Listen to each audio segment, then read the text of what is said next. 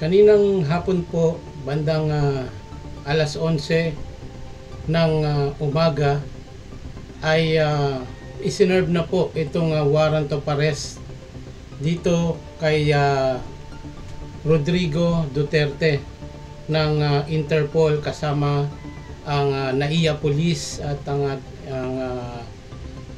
DILG. Ito po ay nangyari kanina lang tanghali. At ito pong nakikita nyo dito sa ating monitor ay galing po ito sa New York Times.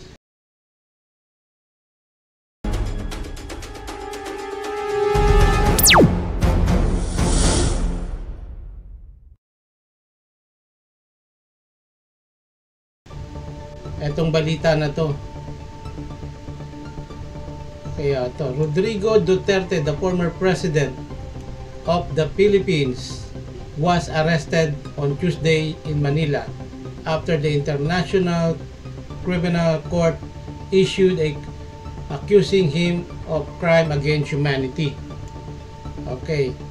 And it was on war on drugs, in which human rights groups say tens of thousands of Filipino were summary executed.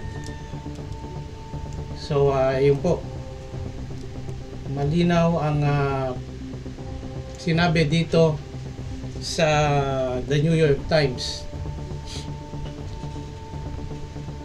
At si kasalukuyan si Duterte po ay nasa Villamor Air Base, nasa kustodiya po siya. At siguro doon siya kukunin papunta ng The Huge sa Netherlands para litisin po siya sa kanyang kaso ng crimes against humanity. Okay. Ang kanyang pag-aresto ay batay sa isang warrant mula sa International Criminal Court o ICC. At tayo po ay member ng Interpol, kaya ang nagpatupad po ng warrant o yung tinatawag na pagdakip sa kanya ay nagmula po sa isang red notice. Okay, at malalaman natin kung ano ba yung red notice na yan. At siya po ay galing ng bansang Hong Kong kamakailan lamang, at doon siya ay parang nagkaroon na rin ng tinatawag na campaign rally, dahil halos lahat ng kanyang partido sa kanyang ticket ay nandoon. Kasama na rin itong si Sara Duterte, sumunod po doon sa Hong Kong. At ito nga po, he was taken into custody at the airport in Manila after returning from a trip to Hong Kong. According to the Philippine government, Mr. Duterte's lawyer, Salvador Panelo, said the arrest was unlawful, partly because the Philippines withdrew from court while Mr. Duterte was in office. Okay, si Panelo ang kanyang legal counsel at kanya rin pong abogado. Legal counsel niya po to nung panahon niya. Ay ito rin ang nakaisip, itong si Panelo, na mag-withdraw doon sa ICC. Ngunit tayo po ay member ng ICC since 2011 nung panahon ni Pinoy. At si Pinoy po ang administrasyon ni Pinoy ang nag-push para tayo ay maging member ng ICC, dahil nga po sa kadahilan ng ito ang ating magiging proteksyon sa mga politiko at mga matataas na opisyal ng gobyerno na lumalabag at ginagamit ang kanilang kapangyarihan para sa kanilang sariling kapakanan. At ito lamang pong 2000, kung di pa ako nagkakamali, 2019 panahon ni Duterte nung mag-withdraw ang Pilipinas dito sa ICC. Ngunit ito pong mga nangyari na to, itong war on drugs, ay itong tokhang ay nangyari sa panahon ni Duterte nung panahon siya ay bago pa lamang sa kanyang panunungkulan bilang Pangulo. Ito ay nagsimula nung taong 2016 hanggang 18 nang magsimula po itong operasyon ng tinatawag nilang war on drugs. Dahil marami po ang nabiktima nitong war on drugs. Marami pong mga inosente ang hindi na nakapag depensa o nakapag ng kanilang ipagtanggol dahil nga po sila ay naging biktima o napatay dito sa madugong war on drugs dahil nilagay ng gobyerno ni Duterte ang batas sa kanilang mga kamay dahil ito po ay merong reward system, money system reward, at ito po ay pinatutuwanan din ni Bongo na may reward system talagang nangyayari. Kaya ang nangyari po noon ay kahit inosente basta't natamaan nitong war on drugs ay napapatay, at ito ang kanilang head count para makuha nila ang kanilang reward na nag-start po sa halagang 25,000 at kung medyo high profile ay nasa 1 million. Yung information po na yan ay mismo si Bongo, yung talagang malapit na kaalyado na itong si Duterte, at ito po ay ang kanyang alalay. So ito pong video na ating isa rin papanoorin, ito ay from UNTV. Okay, ito po ay ating bibigyan din ng reaksyon at komento, at panoorin po natin ito. Pero bago po yan, ako po ay humihingi ng pabor na paki-like, share, and subscribe ng ating YouTube channel, ang Friendly Talk TV, at maraming salamat din po sa inyo. Ngayon po, panoorin po muna natin to bago natin bigyan ng reaksyon itong nangyayaring warrant of arrest na isinerve dito kay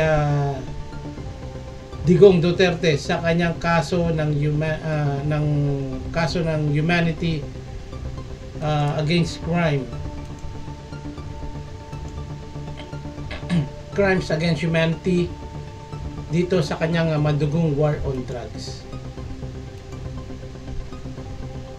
JA na sumalubong sa dating Pangulo, at ano yung kanilang pakay?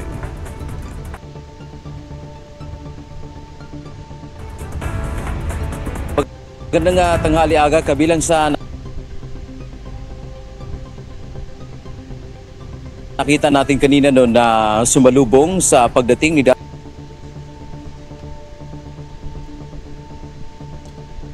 ating Pangulong Rodrigo Duterte sa Ninoy Aquino International Airport ay si Department of Justice o DOJ Undersecretary Nicolas Felix T. At nakita rin natin yung si Prosecutor General Richard Fadulion na kabilang sa mga grupo nga na sumalubong sa dating Pangulo.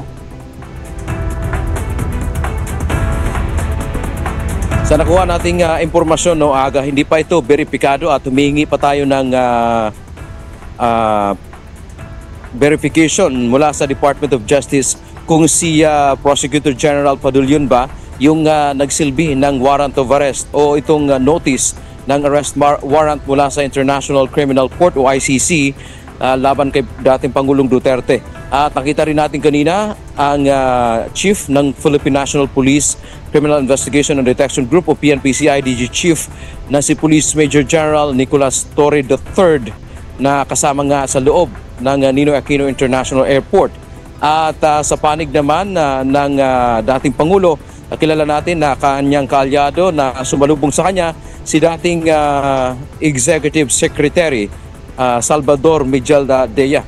Sa pahayag naman ni Attorney Cristina Conti, ang Assisting Counsel sa ICC, ito rin yung mga tumatayong abogado ng mga complainant ng war on drugs ng Duterte administration kapag ka ang isang tao anya ay naaresto sa pamamagitan ng warrant of arrest mula sa ICC, ay i-turn over ito sa isang member state o isang bansa na kasapi ng ICC at ililipad kaagad papunta ng The Hague sa the Netherlands kung saan nga nandoon ang International Criminal Court.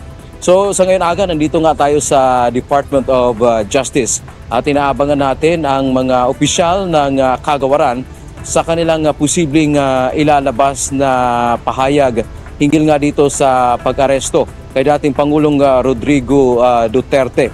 Dahil wala pa ngayong malinaw na impormasyon sa atin kung mayroon bang nagiging partikular na papel ang DOJ, kung mayroon bang mandato sa kanila mula sa itaas na sila ay bakit nandoon sila kanina sa Ninoy Aquino International Airport upang salubungin nga ang dating presidente kaugnay dito sa warrant of arrest na inisyu sa kanya ng ICC.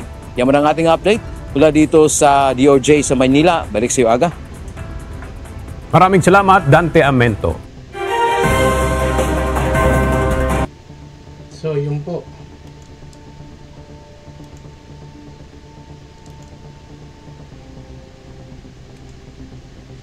So, yun po yung nangyaring kanina po dito sa may Ninoy Aquino International Airport na sinalubong si Duterte ng mga tauhan, mga opisyal ng DOJ, gayon din ng PNP, si General Torre at ang iba pang mga opisyal. Okay, at iti-turn over siya sa bansa kung saan member ang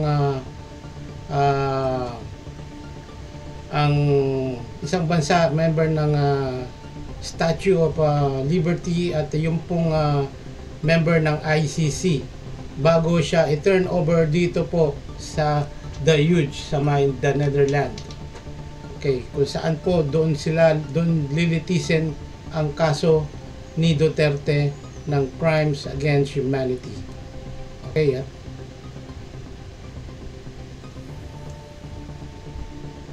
dahil ang Pilipinas ay may kasunduan dito po sa ilalim ng international na batas, ang mga lokal na otoridad ay may obligasyong ipatupad itong utos ng ICC sa pamamagitan po yan ng yung red notice. At dahil nga member tayo ng Interpol, ito pong nasa larawan, ito po yung yung International Criminal Court sa The Hague, Netherlands, kung saan dito po maglalagi si Duterte. At ito pong pasilidad na to ay kung tutusin, ang layo po nito sa pasilidad ng mga kulungan dito sa Pilipinas. Dahil may access dito ang mga nakakulong, may access po sa internet at may sariling laptop. Ganon din ay merong mga facilities sa mga canteen at gym. At yung laptop po na yon ay provided po ng ICC at para po magkaroon ng kumbaga legal communication doon sa kanilang mga counsel, sa kanilang mga abogado at sa kanilang mga pamilya na nasa kung saang bansa sila nang galing. Kasi iba-ibang lahi po yung mga nakakulong dito. So paano ba ito i-issue itong warrant of arrest? Okay, itong warrant of arrest na po na to ay in-issue dito kay dating Pangulong Duterte ay galing po ito sa ICC o kung tawagin International Criminal Court Ang kaso ay kaugnay nga sa alegasyon ng krimen laban sa sangkatauhan o yung crimes against humanity na nagugat mula sa kanyang kampanya nung panahon na siya ay presidente laban ito sa droga nung siya ay presidente pa, at nagsagawa ng investigasyon ukol sa mga pagpatay at iba pang mga karahasan na nangyari bilang bahagi ng anti-drug war noong 2016 hanggang 2019. So meron nang nangyayaring preliminary examination dahil ang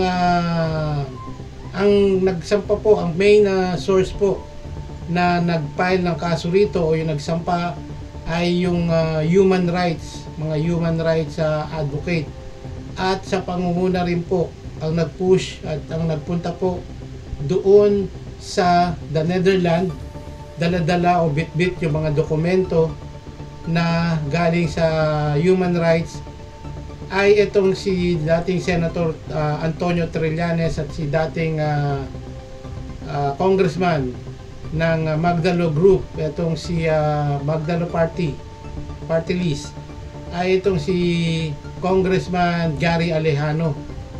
Sila po ang at ang kanilang legal counsel noon, kung inyong matatandaan, ay si Jude Sabio na pumanaw na ng mga nakaraang taon pa. Kaya ang naging ang humalili po sa kanya, pumalit, ay itong si Attorney Maria Conti, yung abogado po na itong mga petitioner o yung human rights petitioner.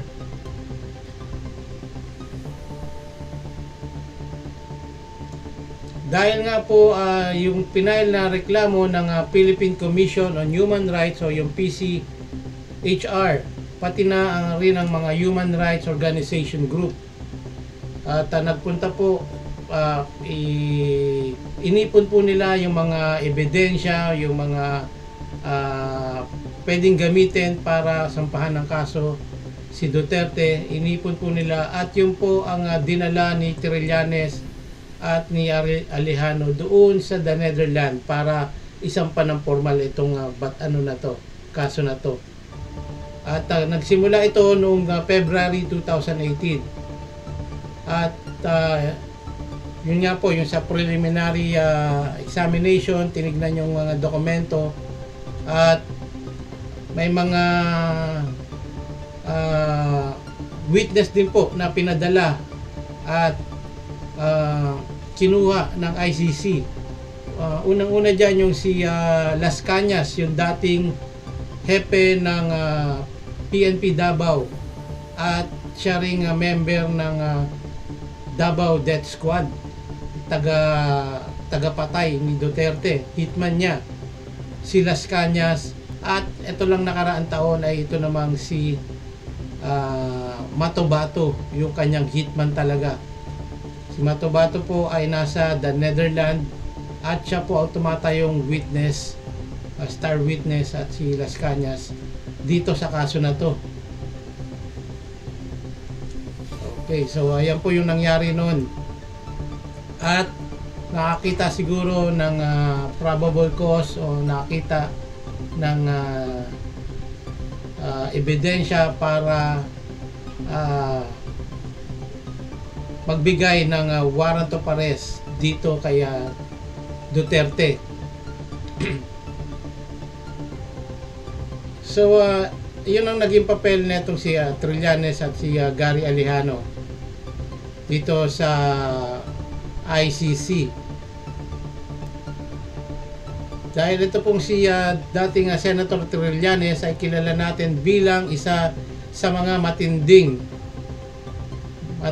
kritiko ni Duterte. Nung nakaraang Quadcom nga lang po, nagkasagutan uli sila, di ba, na hinamon ni Duterte etong si Trillanes na pag nilabas, pipirma siya para ilabas yung pipirma si Duterte ng waiver para kalkalin yung kanyang bank account sa BPI.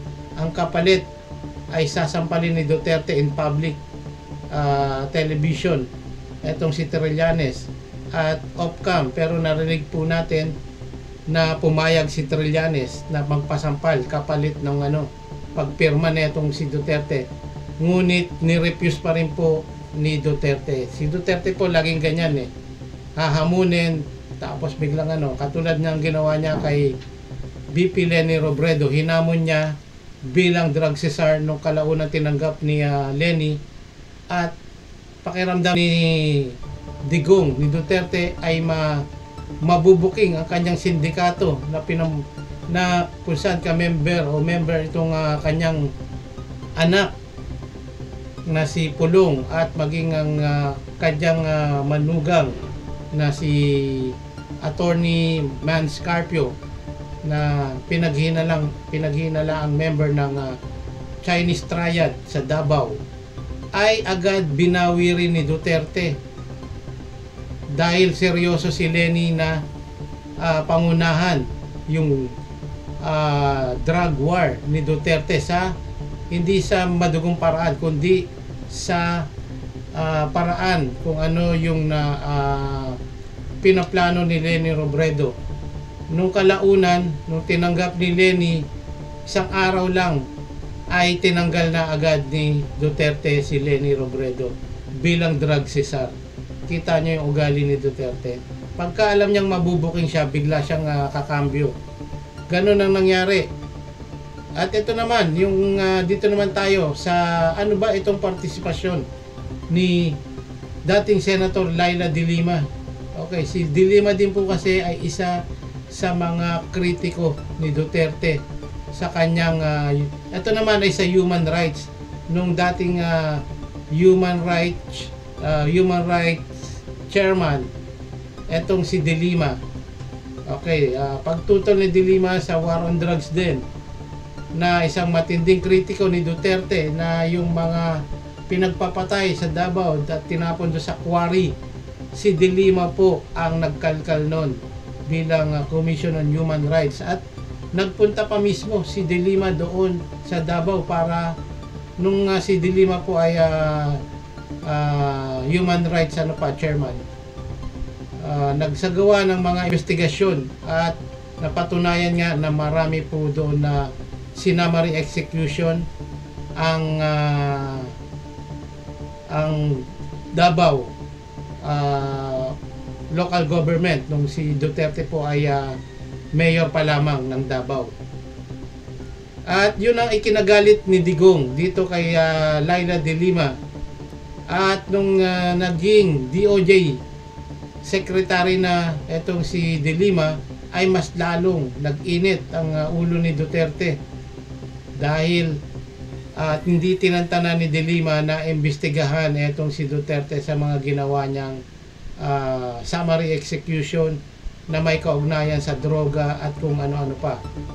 At nung napaupo na itong si Duterte sa pagka-presidente, ay binalikan niya itong si De Lima at inugnay sa mga drug lords na biktima ng political judgment o yung tinatawag na political persecution. Bahagi ng mga hakbang ng administrasyong Duterte ay patahimikin yung kanyang mga kritiko. At 7 taon nakulong itong si De Lima.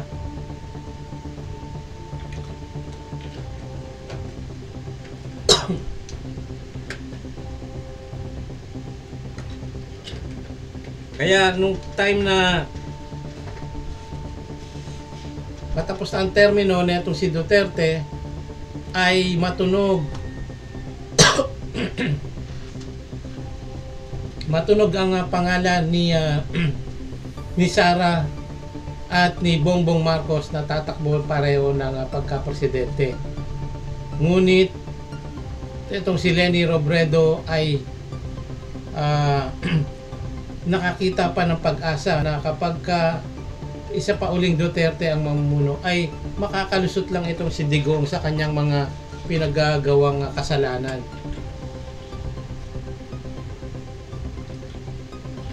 Kaya ninais din tumakbo ni Leni bilang presidente dahil marami po ang nag-uudyok sa kanya. Ang kaso mo, biglang nagkaroon ng unit team. Nagtandem si Bongbong, si PBBM at itong si Sara Duterte. At dahil kung hindi sila magtatandem ay malamang lalampasuhin sila ni VP Leni Robredo noon, matatalo talaga sila. Kaya naisip na itong ay ayaw magpatalo, ayaw parehas na gusto maging presidente.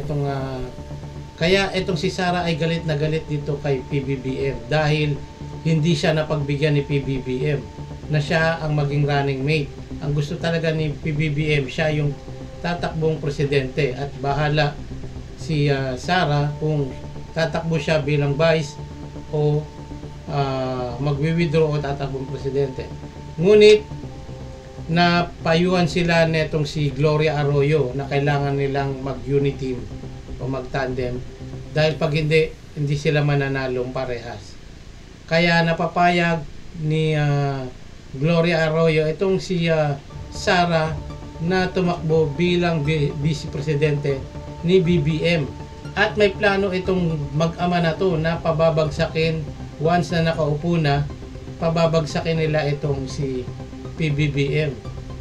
'Di ba kaya nga panay ang banat ni Duterte dito kay PBBM? Kesyo marami daw bagahe, kesyo drug addict daw, spoiled brat, undergraduate, walang tinapos, at happy-go-lucky, kung ano-ano mga... Dahil gusto ni Duterte pabagsakin etong si PBBM at pumalit etong si Sara na maging presidente. Halili at gagawin nila yung ginawa ni Arroyo na pagkatapos ng term kukuha pa uli, magkaano pa uli ng isa pang term para long-term presidency ang gusto nila at sa katuparan nila yung tinatawag nilang federalismo. So yun po yung ikinuwento ko lang po yung kung paano to nangyari sa ganito, kung paano naging umabot sa ganito. Dapat hindi aabot to sa ganitong itong kaso ni Duterte dahil nung una pa lang itong si PBBM ay idinideny na itong ICC at ayaw ni PBBM yung ICC na pumasok dito sa Pilipinas. Pero kalaunan ay nagkakaroon ng lamat itong pagsasama ni Sara at ni PBBM. Unang nangyari yan dito sa pag-request ni Sara Duterte ng confidential fund na halagang 250 million something. At agad-agad naman tinugon ito ni PBBM. Ang nang ginawa ni PBBM, tinapyasan niya yung kanyang confidential fund at tinransfer niya sa confidential fund ni Sara Duterte, which is illegal din po. Yung ganun daw ay ayon kay dating Senator De Relon, illegal yung pag-transfer ng confidential fund from one office to another office. Ginawa yun ni PBBM dahil sa pressure na ginagawa na itong si Sara Duterte, pinapressure siya. At pagkatapos nun, nung inaudit ng COA, within 11 days, lusaw yung confidential fund na gastos sa opisina ng Office of the Vice President at opisina ng DepEd. Tig milyon, ilang milyon, tig 250 million, 150 yata dun sa sa DepEd. Ubos lahat, limas ang at ang nakitang mga pangalan na nag-liquidate ay mga hindi existing na tao. Pamilya Piatos sa pangunguna ni Mary Grace Piatos. Etong si Yoyoy Villamin o Kokoy Villamin yata yun, na hindi rin existing. At hindi maipaliwanag ang nangyayari ay nagpapa-press con pa itong si Sara Duterte para ilihis at kung ano. At doon nagsimula na yung bantaan, pagbabanta, pinagbantaan itong si nung inuusisa na itong confidential fund. Pinagbantaan ni Sara itong si PBBM at si First Lady Lisa Araneta at maging si Romualdez si Speaker Romualdez.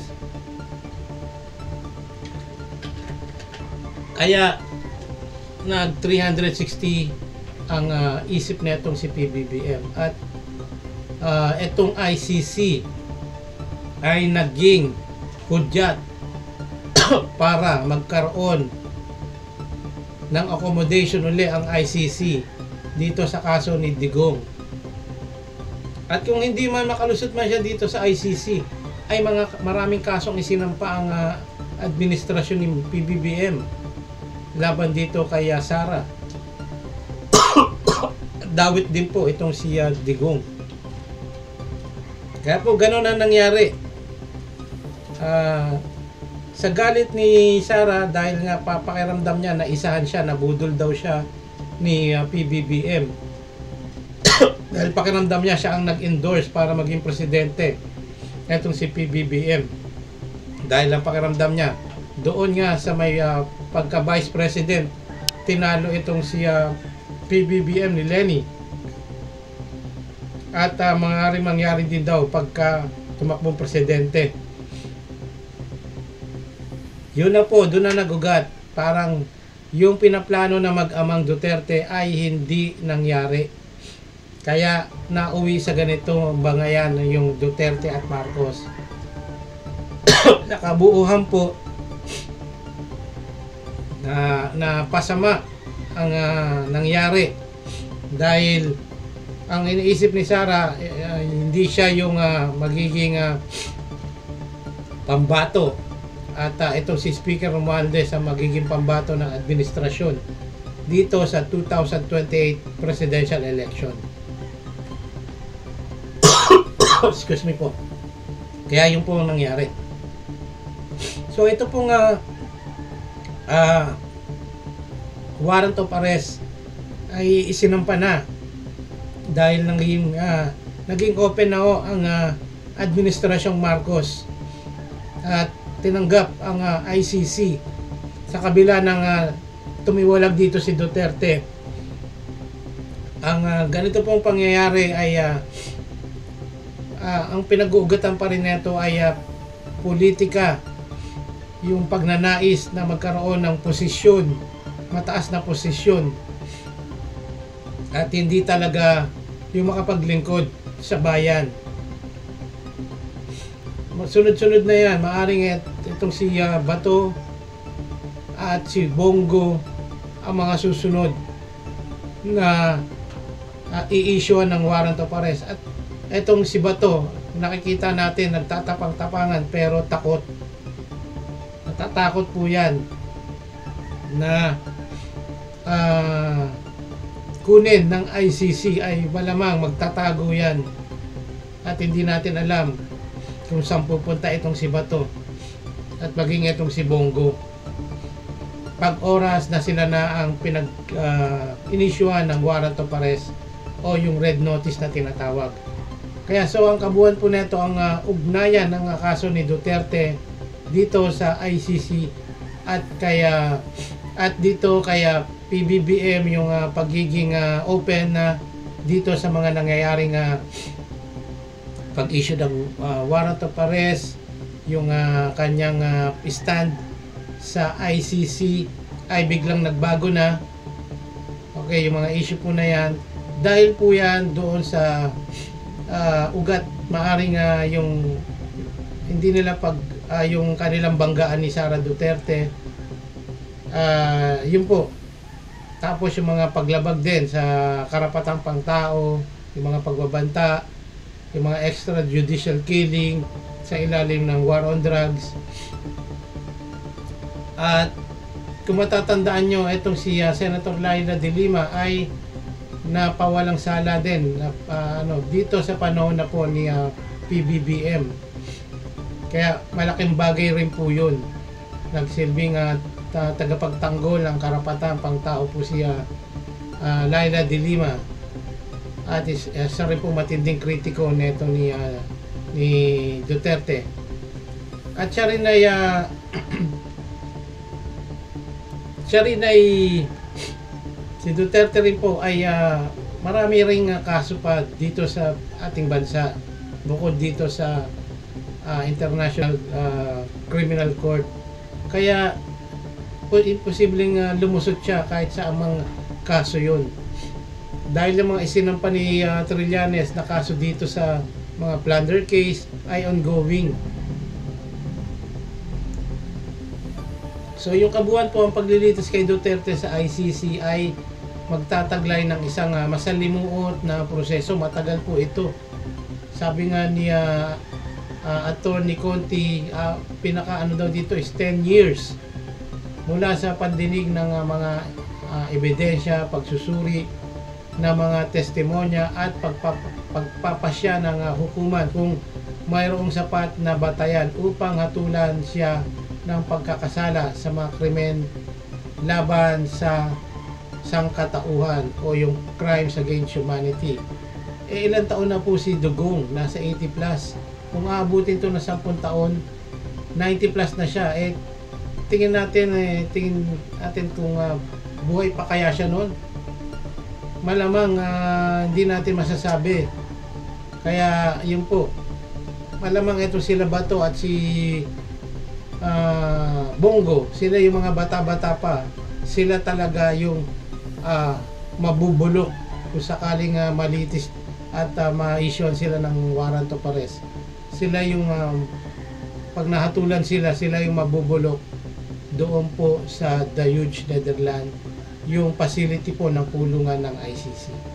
So yun lamang po ang aking reaction dito sa ating topic ngayon, dito sa warrant of arrest na inisyu na po dito kay Duterte sa pamamagitan po ng red notice ng Interpol at sa tulong na rin ng ating pamahalaang Marcos at ng kapulisan, DILG, DOJ. Sila po yung merong jurisdiction sa kaso na to.